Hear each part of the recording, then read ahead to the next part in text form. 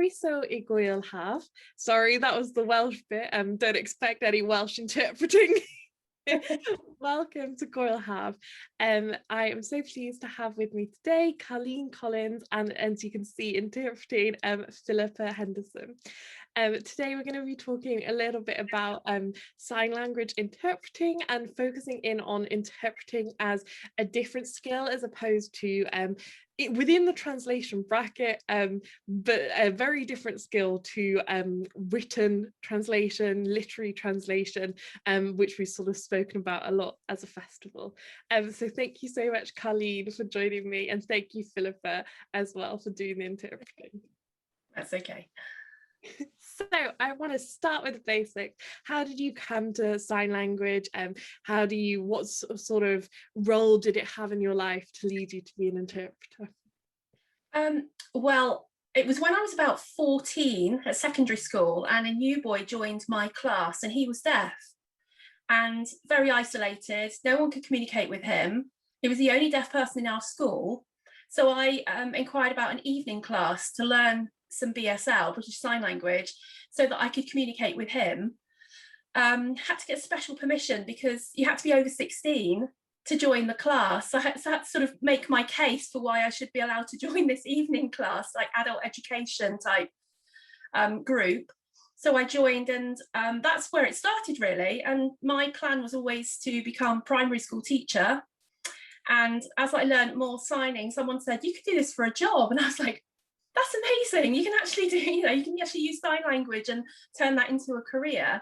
So I went in that direction instead, really. So that's how it all began for me. Oh my gosh, that's such a heartwarming story. I'm imagining 14-year-old you, and I think I really like her. Would have been friends. And what has that journey been like? Was it an easy one? How did you find, so obviously you've now been learning and signing for a long time. Was that sort of something that came what was that process like, learning? It didn't come naturally to me at all. And when I did my level 1 or stage 1, it was called then, I failed first time.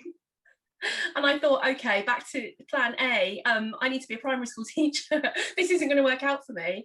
But actually, I retook the exam and then went through all the other levels. And so I always say to people now who are learning, who say, oh, it's really difficult, I just can't get my hands in the right place, I must be, I'm just not made for it.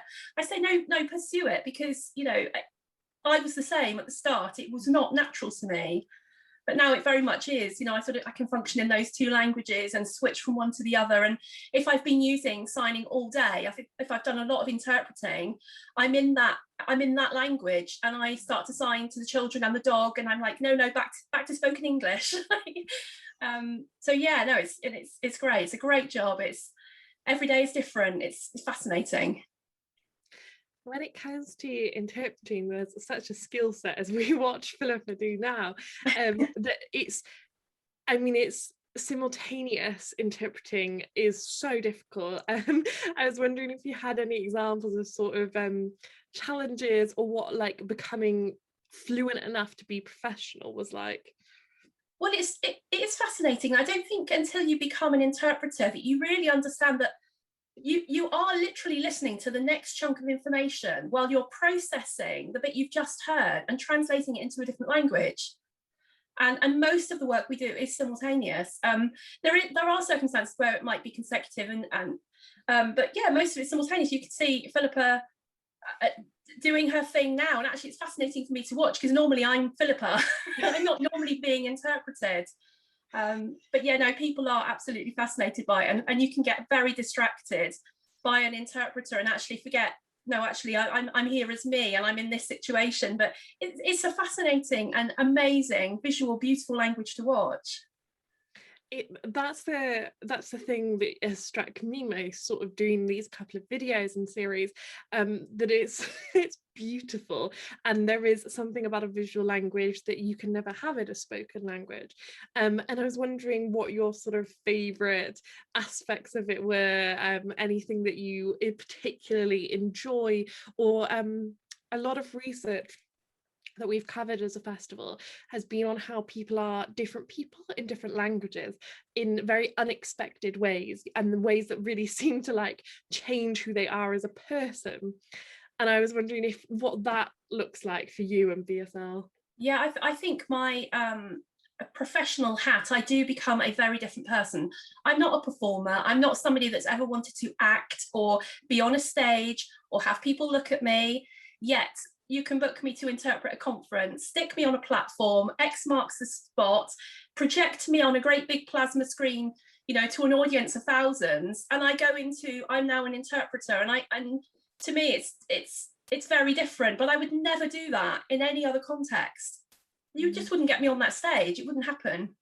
So yes, two very different worlds. Yeah. What about BSL in particular? What is there any way of expressing or telling or conveying? I think it's almost like the syntax question. Like I always think that the way, like, sorry, I just got distracted watching Phillipa because it was so good. The way your face is the grammar I've heard described and things like that. Is there something about yeah, what's your sort of favorite aspects of BSL as a language? I think it is that you can take one sign and put so much into it. I mean, a sign like work, this is a sign. This is a sign for a lot of things, but work is one of the things it's a sign for. And you know, you could have somebody who's just, you know, just working, or you could have somebody who's really working hard, and then the facial expression, the puffing out of your cheeks, the eyebrows, everything else comes into it to emphasize that sign. Yeah, and again, that doesn't come naturally to me either. I wouldn't say I'm a particularly expressive person that uses much facial expression or much gesture, but yeah, put my badge around my neck and I become BSL interpreter, and you just switch into that mode and lose all your inhibitions, because your main aim is to get that information across to your deaf client and vice versa, you know, their information when you voice back into English, and that's all your focus is. And what sort of started me down this path is that my mum mentioned how much a difference it had made to her work having an interpreter there, and how much more, like, she's a GP and the quality of care she was able to provide was so different to her deaf clients and deaf patients. And I was wondering, that's sort of one example of the work you might do. We've also spoken, I know, previously about when you have worked with the police in a situation where you were like called at like midnight and had to go and interpret. I was wondering what sort of examples of typical work that you do. Oh, it's so varied. I mean, there's probably not a single circumstance that you could, you know, mention that I haven't interpreted in. I've interpreted people's weddings, the births of their babies, funerals, you know, the other end of life, medical, court, police, conferences, absolutely everything. I mean, interpreters have specialisms, well, maybe specialisms or special areas of interest, perhaps not because they've got additional qualifications, but some of us have had sort of a previous life, or we've had a career break. I trained as a teacher, and I worked with deaf children, so I would say that my particular area of interest is education, because it's a familiar world. The language is familiar to me. I have two children with special needs, so that's a familiar world to me. So anything sort of, you know, in the context of the worlds that I know are comfortable environments, but you have to put yourself in uncomfortable situations as well. I do some interpreting for the local deaf church. I'm not a religious person, but they need an interpreter. And if no one else wants to do it, regardless of whether, you know, I believe, I go into that situation and I do the best job I can. Oh, that's so nice. When it comes to education, what is for you the most important things about accessible education to anyone and everyone who ought to be, you know, accessing anything they want to? I think that I live in a county that historically has believed that sign language shouldn't be used in education. And I would say that that's slowly changing, but we are probably a bit behind other parts of the country. And I don't understand why you wouldn't just throw everything you can at a deaf child that has those barriers. And perhaps they will learn speech, perhaps they will make good use of technology, hearing aids, cochlear implants, perhaps they won't. So if you give them BSL, if you give them sign language as well, you're opening up their world that they can then dip into any type of communication, any mode of communication they need. So I have a friend who is deaf who succeeded through an oral education system, then went into a workplace where she was in busy meetings, lots of people talking at the same time. And as fantastic as she is at lip reading, and she has some useful hearing, so she can take advantage of a hearing aid, you put her in a room with lots of people, that's where that becomes a barrier. So, and sign language comes into its own. So she learned to sign later on. So I feel very disappointed when I hear people in education say, we're not going to sign with that deaf child because they are going to learn to speak. And I just think, do that as well. I'm not saying don't, just do it all. Throw everything you can at them and give them the best opportunities possible. Do you think there's something, like, obviously there is many discriminations motivating that, but there feels like a sort of discrimination towards prioritizing a spoken language as somehow superior to a sign language, that is just so incredibly distressing, such a distressing wrong thought. And I was wondering if you could sort of explain to maybe people who haven't had much interaction with a sign language, that it is a language, and in what ways, you know, why it's actually should, like, it's a fantastic first language to have, just like any other language. It isn't a limited language. There's, you know, we interpret people's, you know, postgraduate courses at university. This isn't a basic form of communication. There is a more basic form of the language. It's not a language, but Makaton, you may have heard of Makaton. The signs are taken from British Sign Language and used with people with learning disabilities or other communication issues. Those sign languages are based on British Sign Language, but it's a communication system. British Sign Language is a language. You couldn't possibly go into a Crown Court and interpret a trial with that type of language if it wasn't a proper language. And that should be evidence enough to people who say, well, isn't it just a bit of gesture and a bit of facial expression? No, it really isn't. And I think in terms of sort of the discrimination that happens all too often very often in a medical context, we hear deaf people described as hearing impaired. So they're missing something. They're slightly less perfect than a hearing person. There's an impairment. Deaf people generally don't see themselves as impaired. I mean, I can't speak for all deaf people. I'm a hearing person. But, you know, why can't we just say they're deaf? Let's use the word. Let's not be scared of the word deaf. Why does it have to be that hearing comes first, hearing impaired? That's a medical model. And that's part of it, I think. That comes into the mix where it comes, you know, when it comes to things like sort of discrimination and the attitudes. Yeah, I think that term medical model and understanding ways in which people get medicalized that isn't it's part of the the stigma. Yeah, definitely. I would say there's a lot of creativity in sign language, which is sort of a talk that I've done if anyone wants to check it out, with a woman called Dr. Rachel Sutton-Spence. And as you sort of mentioned, everything you were saying there reminded me of that talk, because she talks about a poem by Paul Scott, which is 5 senses, and how those senses of in a hearing person is hearing and sight, and how actually a deaf person has communication, and that it's all sight. It's a really good poem. I loved it, and I was wondering how, as an interpreter, what sort of creative decisions you might be made into, because it is a creative art to sort of how you're going to convey things, what decisions you make as you interpret, and you're making those at like lightning speed as well. I wonder if you have any examples of things you've interpreted in particular ways that would it is fascinating, because if you played this recording back and then you recorded me interpreting this, it probably wouldn't look like Phillipa's interpretation of this, but they're still both an accurate interpretation of the message.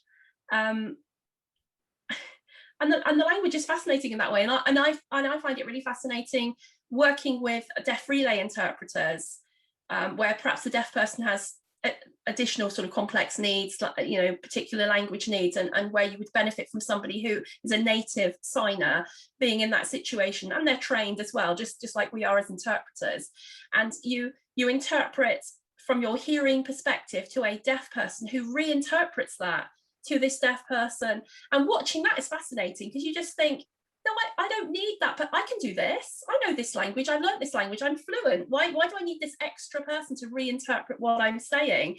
But then you watch and you realise that actually, I'll never live in that visual world. I'll never do it in the way that they do it. So you have to not be precious about it. And you know, if that's the language needs of your client, then work with the relay interpreter. But it's absolutely fascinating watching two people interpret exactly the same piece of information so differently. Oh my God, that is fascinating.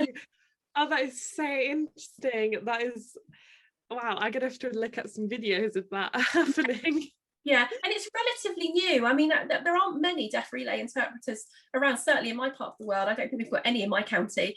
And, you know, they certainly wouldn't have been used years ago, but more and more, there's this realization that, you know, as a hearing person, I completely accept that sometimes you might be better with somebody who was, you know, that is their language, they were, you know, that's their first language, and that they're going to do not a better interpretation, but a more appropriate, and they're going to meet the language needs of that deaf client better than I will. Yeah. Have you got any favourite signs, or any signs that you particularly love?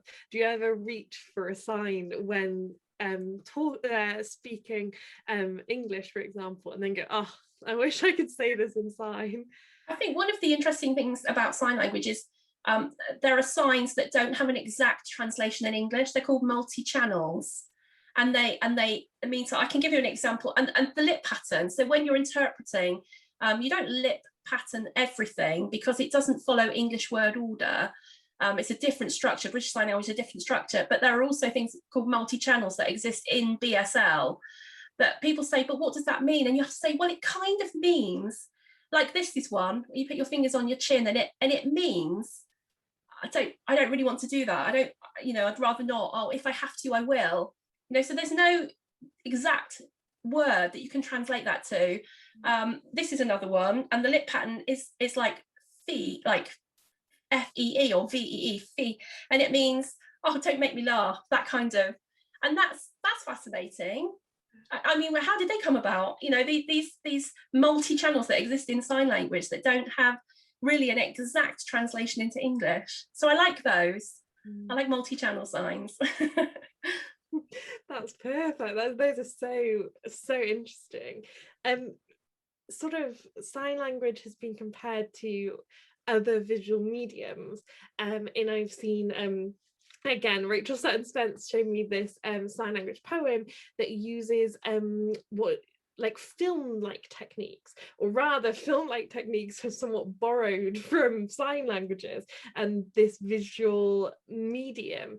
And I was wondering if you have sort of any sense of comparisons between primarily visual forms, and if you see any link between film, video, and video is obviously an integral part of the way you work as well, and sort of signed languages.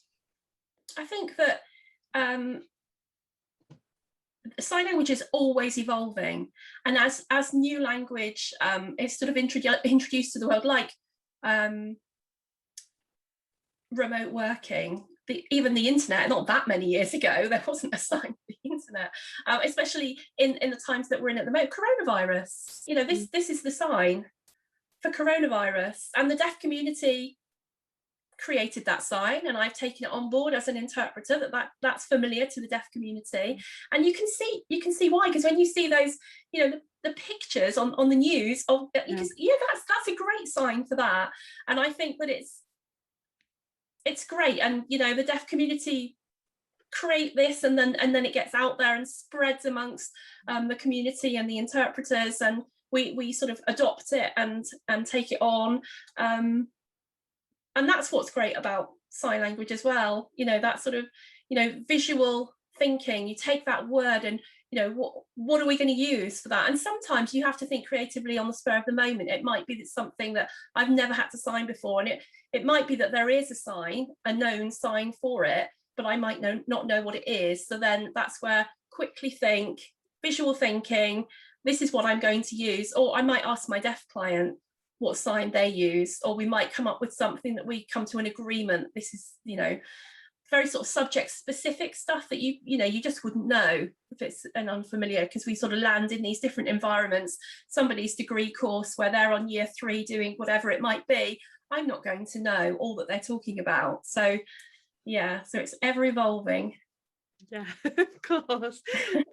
Of course, it's like with any other form of translation, you have to know the vocabulary around specific topics as they develop. Yeah, we rely on trying to get prep from people. We don't always get it, but if I'm booked for something that's a little bit, you know, not quite the norm, something which is very unfamiliar, then I'm on Google. Or please send me the prep, send me the presentation, because I want to do a good job, and I can do a better job for you if you give me the prep in advance. It's really important. It's so helpful. It's something someone who's not used to translating or interpreting in any form doesn't think of. Like, you kind of think, oh well, but like I can speak about, you know, there are sports I can't speak about because I don't know the vocabulary in English that's around that sport, let alone another. Yeah. That happened to me the other day. Is it sport boccia? Is it called boccia? It's a sport. Is it called boccia? It was mentioned in something I was interpreting, and I just did that freeze, like rabbit in the headlight moments of like, I don't know what that looks like. Resort to finger spelling and hope that the deaf person gives me the sign, or there's some visual reference that I can pin something, you know, make it a bit more visual for my client. But yeah, that does happen. That does happen in the job.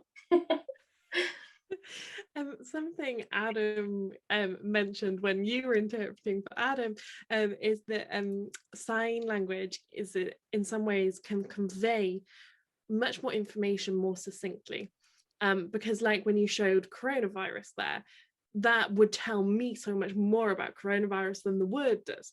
You know, there are things you can learn from that sign that you can't learn from a word. Yes. And I was wondering if you had any more examples of that, or any you see it happen when you're interpreting. It might be somebody's staff meeting or a training course, and you're interpreting for your deaf client, and something will be said, and you can make it very visual, and you see all eyes come onto you because they're thinking, actually, if I watch the interpreter at this moment, I might know what that was. Because they're relying on me knowing what it was. But yeah, it does happen. Oh, and also people love a swear word or a rude sign. You know, if that comes out ever, all eyes are on the interpreter. Like, how's she going to deal with that? Do you ever make any judgments about sort of changing what was said? Because obviously we would change anything in any interpreting, translating, things change and alter, and like the aim is to be faithful to the original in whatever the best way to be faithful is. Do you ever make decisions like that? Occasionally, yeah. That's like part of our training is about cultural mediation, and that sometimes it's appropriate and other times it isn't. I remember interpreting in a court once, and my deaf client was just using such bad language, just swearing constantly at the judge, and I thought, I'm absolutely going to be voicing what he's signing right now. And the judge got really cross with me, and he said, Madam Interpreter, I don't appreciate being sworn at. So it's like, well, hold on a minute. This is a case of don't shoot the messenger. But that, I just thought, actually, it's really important that you know, because that I didn't need to culturally mediate that. I didn't need to soften the blow there.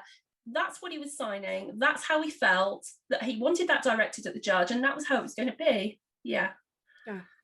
Yeah, so occasionally, but in some circumstances, you just go for it. That's well, that example has given me sort of quite a lot to think about. I think that's a very powerful example. Yeah. what would you like sort of going forward, and how would you like, is there anything that could make your job as an interpreter easier? What would you like people to know who maybe aren't aware and don't interact with BSL on a daily life or any other signed language? I do get a little bit frustrated with people that think it's just like a hobby. And sometimes we're in really serious situations. I had one not that long ago. It was a social services type context. It was child protection related. And at the end, I asked who I send my bill to. And they said, oh, you're going to charge us for this. I mean, that's a bit on, I have to accept responsibility that I didn't make all of that clear before I arrived, but I kind of assumed that they would realise that I would want to be paid. And it's not about the money, but it's about kind of respect for, you can't have this meeting without me here. And I think people, sometimes need to realise that and have a little bit more respect for all of the training that we do. And that's very rare. We are, I'm not suggesting that happens very often, but there is a little bit of, well, so what do you actually do for a job? When you've just interpreted somebody's meeting, it's like, well, this actually is my job, and it took me many years to train. And I do have certificates and pieces of paper that say I'm qualified to do this, and and ongoing training, CPD, and making sure that I'm registered and keeping my DBS up to date, and making sure I'm insured. And just to have somebody sort of suggest that this is just like a hobby and you just do this for a bit of fun, and that you must have a real job. I'd like to see that change, and I'd like to see interpreters provided as a matter of course, not because a deaf person's asking for an interpreter, or getting a hard time if they don't turn up for something. So they provide access, they provide an interpreter, and there's nobody deaf there. Well, we're not doing that again because we've paid, and well, actually, that's that doesn't feel right either. As a hearing person, I can say I'm going along to that meeting to listen, to access whatever it is, and not turn up, and nobody's going to give me a particularly hard time about it. I wish there was more funding so that people didn't have to think about the cost versus the access, and striking that balance. I wish there was, more pots of money for this to happen, so more people could have access. What else do I wish for? More. I mean, there's research into a GCSE for BSL in schools. I'd love to see that happen, because I did a GCSE in French and I don't ever use it, and I'm not on a daily basis going to meet somebody French that I'm going to be speaking to, but there's every chance, as a hearing person, you're going to bump into a deaf person, and let's get that into the schools. I would love to see that happen. I'd love to be involved. I mean, I'd like to see a deaf person teaching it, but I'd love to be involved with that somehow. That goes back to my teacher hat, my sort of education kind of. Oh, I want that so badly. That'd be amazing. That'd be amazing. On such a selfish level, personally, I really think that there is so much to be gained visually, in a open your mind kind of thing, but genuinely it's a different way of thinking. There are so many more possibilities and so many more and there's so much to be gained, even if even on a very selfish level. And even us as hearing people, as we get older, we are likely to start to lose our hearing. And you see older people struggling. And when I'm with my deaf client in the hospital and you see someone very elderly and they just can't hear what's being said, and you just think, if we could all sign here, they would have access too. Yeah. Or even on the television, people say it's all, it's sort of muffled, you can't hear it properly, or the subtitles don't work. If we had somebody signing in the corner, how amazing would that be? For it just to be there all the time, not for a deaf person to think, I'd really love to access that because I'm really interested in the subject, but there isn't going to be an interpreter. Oh my God. Will it happen one day? Who knows? That is such an excellent point. And you see people somewhat acknowledging this, in that they there's a move towards more and more subtitling everything, but it's subtitles, this is a step further, something signed is even better than a subtitle. Yes, and hoping that people realize that because a person is deaf, they won't necessarily be able to read the subtitles, or they say we don't need an interpreter because we'll just use pen and paper. Well, like we've said already, British Sign Language doesn't follow English word order, so that isn't going to work for everybody. Some deaf people, absolutely fine, but others, it won't work. Writing it down isn't accessible. Yeah. So thank you so much, Carleen, and thank you so much, Phillipa. Oh, I've loved this half an hour. Is there anything sort of you know, what if you had to describe the visual language of BSL in 3 words in an English spoken language? Sorry, I'm putting you on the spot here. What are like the best bits about BSL? Wow.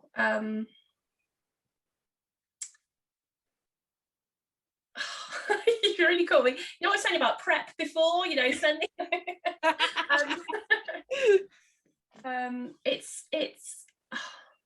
It's rich, it's complex, it's